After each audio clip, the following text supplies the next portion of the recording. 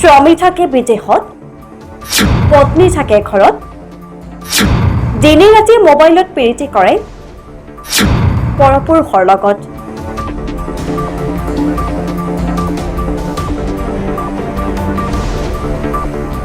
এনে এটি ঘটনা সংঘটিত হৈছে ঢিঙৰ ৰৌমাৰীত।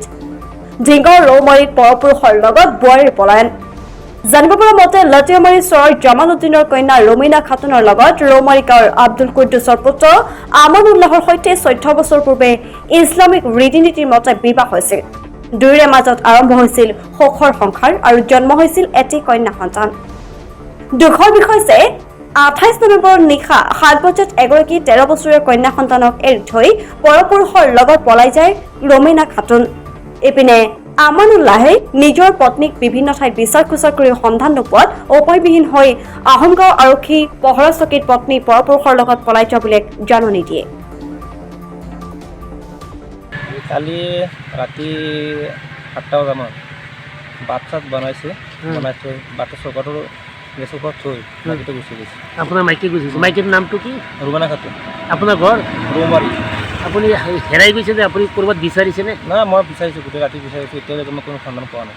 কালি ৰাতি 7টামান বজাত মানে গুচি গৈছে ন? গুচি গৈছে। আপোনাৰ ল'ৰা ছোৱালী কেইজন? এজন ছোৱালী। আপোনাৰ সন্দেহ হয় নেকি কাৰোবাৰ লগত গৈছে?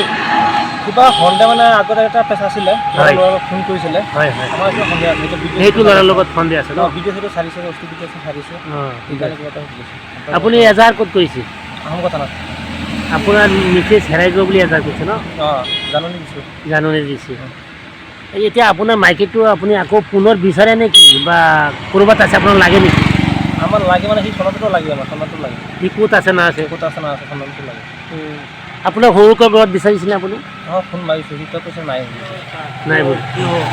মুঠতে আপোনাৰ সন্দেহ হয় কাৰোবাৰ লগত গুচি গ'ল ন? কাৰোবাৰ লগত গুচি গৈছে। কি আহ্বান জনাব আপোনাৰ meeting?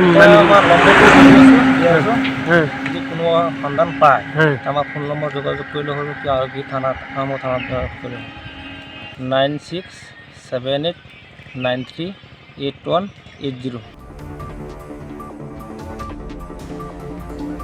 News desk report, breaking 24 Assam.